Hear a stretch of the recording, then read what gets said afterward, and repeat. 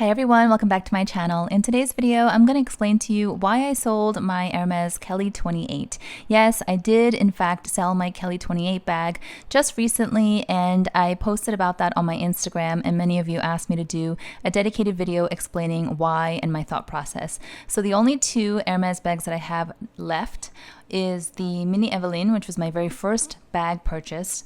And it is in this gold color with the matching gold hardware. So when I say gold color, that is like this caramel brown that is very popular from Hermes. And this is what it looks like, and the strap is inside.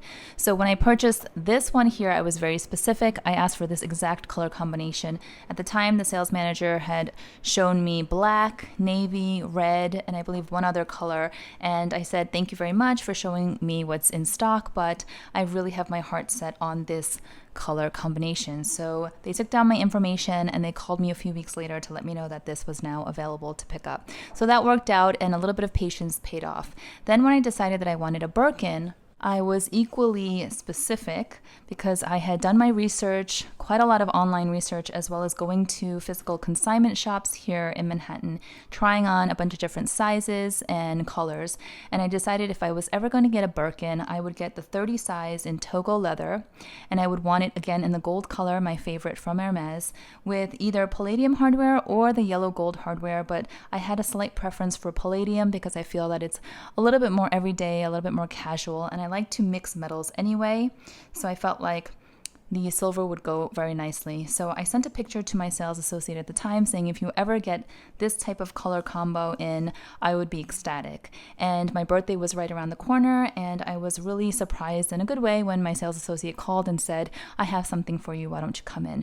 Now, when I was sort of hemming and hawing about the Kelly, I wasn't sure if I even wanted a Kelly, but I think honestly I got wrapped up in the hype of, having a Birkin. Now there's a Kelly, and then after the Kelly, maybe a Constance, and then maybe, like the rotation keeps going. And then once I have one of each, it would be a Birkin 25 size, and maybe a Birkin 35 size, and then a Kelly 25, and a mini Kelly, and on the vicious cycle goes. But I did a video a while back talking about how my aspiration is not to have a whole wall of Birkins and Kellys. I really just wanted one.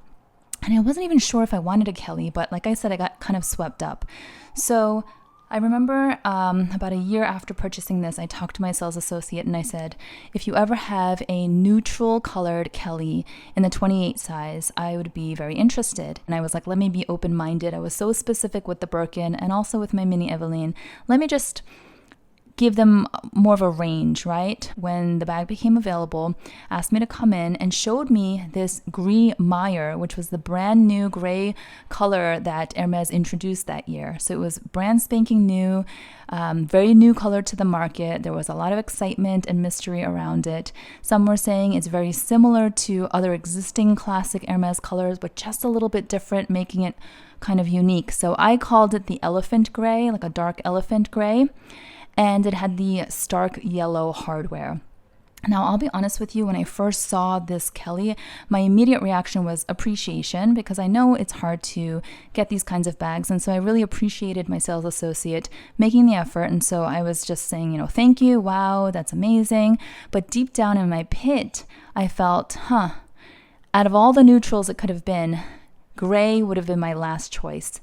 And I thought to myself, maybe I really should have been more specific, because being specific got me exactly what I wanted in the past. And sometimes people say when you're shopping with Hermes, you have to be open-minded, but I disagree. I think that if they offer you something that you don't like, you should really walk away, because at some point they also offered me this Kelly, which was a really bright pop of like fuchsia pink. It had like orangey undertones. So not my vibe. Absolutely beautiful, really nice to look at, and I'm sure it would look amazing on someone else, but definitely not for me.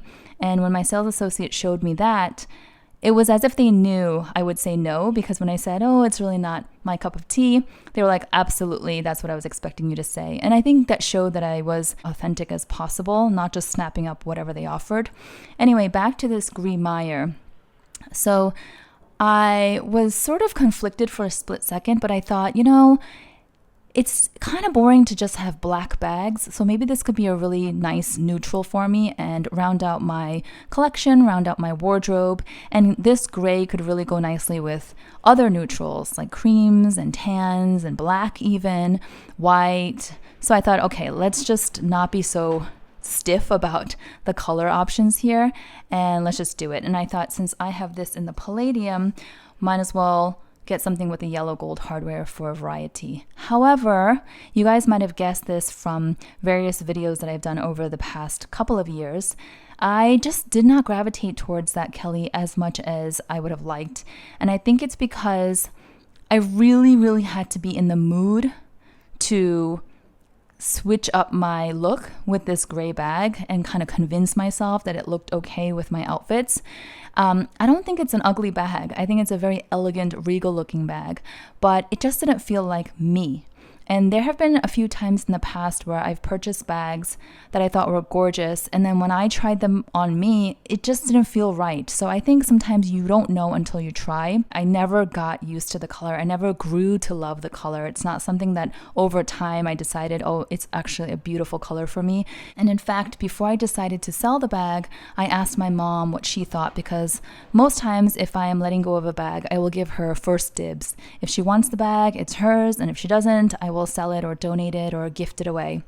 Well, in this case, I asked her and she said the same thing. She's like, wow, that's a really beautiful bag. And she said it's very elegant. It looks like a very rich bag. The color is also very rich. It's a saturated gray. But she said that color is just not me. And I was like, that's exactly how I feel. So it sort of validated, and I said to her, I'm going to sell it then. And she's like, yeah, sell it. And I also felt like I kept thinking if only the hardware was palladium, then it would have more of a cooler, downplayed tone to it versus this very fancy, mature yellow gold that looks formal. I thought, if the gray was matched with palladium, the silver tone, I think it might work for me. And then after a while, I thought to myself, why am I trying to change this bag to fit my liking? Why don't I just decide if I like it or not? And if the answer is no, just let it go. Like, it doesn't have to be so complicated, right? Because at some point I even thought about bringing the bag into Hermes to see how much it would cost to change out the hardware. I don't even know if that's possible, but I think it is, because they have a lot of services and aftercare and they can customize. So I thought, should I ask for that? And I thought, that's just silly. It's just silly because it's the color of the bag I don't like. I don't like the gray. And so changing things around it isn't going to do a whole lot. So that was the problem, the color. And then also the strap. I know a lot of people say that the Kelly is more functional because it has a strap. The Birkin does not. But I will tell you from my experience with the Kelly, when I wore it with the strap on one shoulder, it kind of just like bounced on my side. And because it was a 28 size against my frame, it was kind of large and it sort of stuck out. And then when I wore it crossbody, it was fine and it was great to be hands-free, which is my preference. But of course it sits up higher because that strap is not meant for crossbody, and I'm 5 feet 6 inches tall, so it didn't lay so great. And then of course there's the top handle, the one top handle, and that doesn't move, it doesn't come off, and so that would kind of stick up and hit me right at the ribs, at the top of the ribs. So again, great if you're in a pinch and you want to be hands-free, but that's not meant to be worn in that way, just generally, because it's not comfortable that way. So yes, it's more functional to have a strap, but it doesn't work well with the strap the way I want to wear it. So then what is the point, right? And if I wanted to just grab and go, like a big tote bag, something that goes in the crook of the arm, the Birkin, frankly, is just easier. And because it has two straps, or handles, I should say, when you open it, it just pops open and you could just rummage for your stuff, right? Whereas the Kelly, it's got one top handle, so it's a little bit different in terms of the opening. I'll show you a different bag to give you an idea. So this is obviously not an Hermes bag. This is from Parisa Wang, and this also comes with the strap, but you can see it's very similar actually to the Kelly silhouette. So if you could just imagine this being the Kelly, let me open it. And so if the top handle is here and you open it like this, there's really no easy way. You have to hold the flap up, and that's kind of how it is with the Kelly. regardless of size. And I had the retourné, which was this style here where the leather is turned inside out, so it's got a softer, less structured look, which I really like.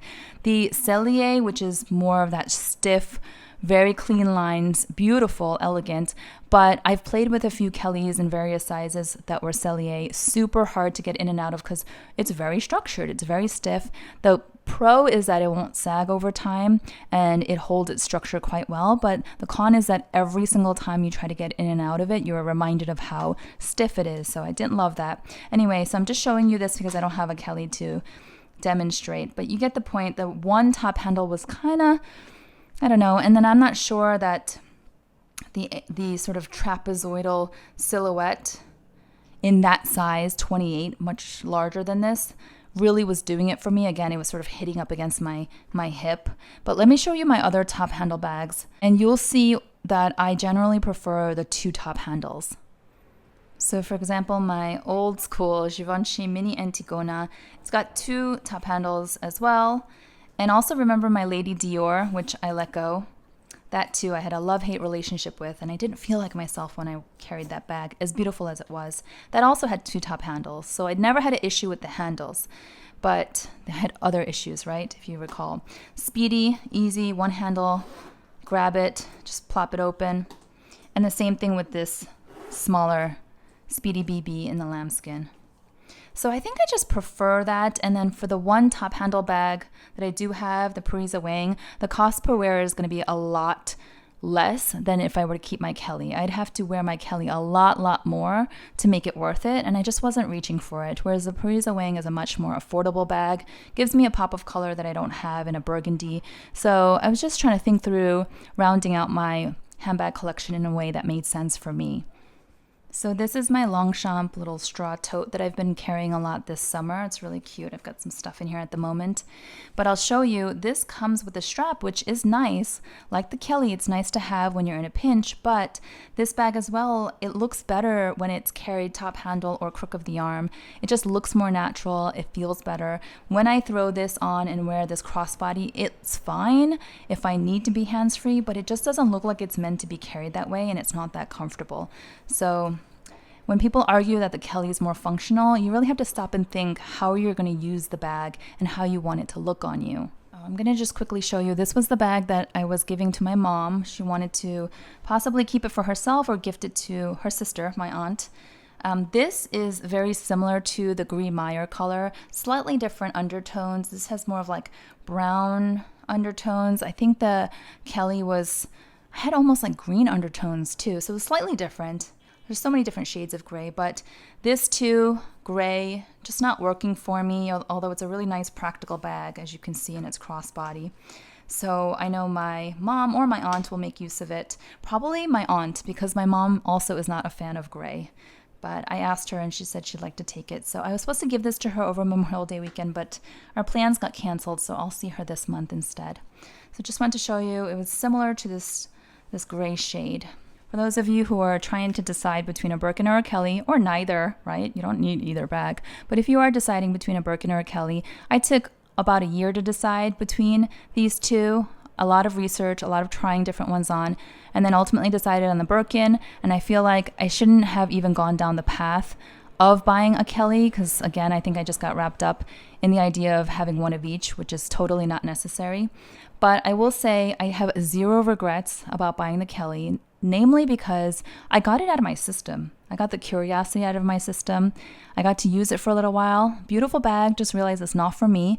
And I think even if it was in a different color, if I was offered, for example, a black one right now, I most likely will say no thank you, because I don't know. I don't think I have use for a Kelly at this point. Some of you asked me if I would get a mini Kelly. I've answered before. I'm not interested in the mini. It doesn't fit my phone, which is a total deal breaker for me. And the mini Kellys are in Cellier, and the Cellier is so stiff. I can't be bothered with it, to be honest. How I sold my Kelly. So I sold it through my dear friend Elma. She does consignment for Chanel and Hermes primarily. She does vintage Chanel and Hermes as well. She's an absolute pro. She's based out in Texas.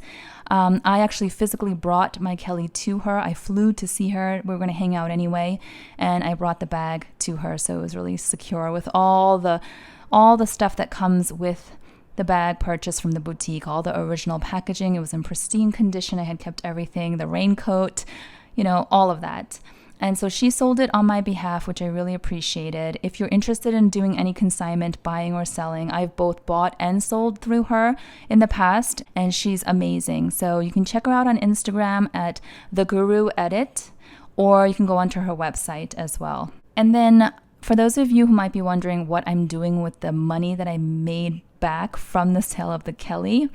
First of all, I did make a little bit of a profit, which was nice. And that's kind of the thing with Hermes bags, especially the quota bags, Birkins and Kellys, they do hold their value. And so I took that entire total amount that I got from the sale and I just put it inside one of my investment accounts because I don't know what to do with it for now. I am not looking to buy another Hermes bag right now. I'm not looking to buy another bag. Like, I don't have anything specific I'm eyeing that would cost that kind of money.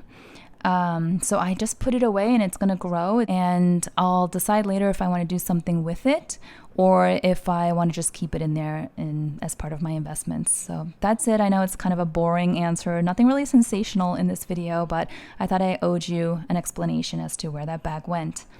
And that's pretty much it. So if you are an owner of any bag really, but in particular an Hermes bag, a Birkin, a Kelly, and you know how hard it is to get, and you know the whole process of going to the Hermes boutique is just, it can be an ordeal. And so you might put a premium on those bags, feeling like I could never let them go because I'll probably never be able to get it back.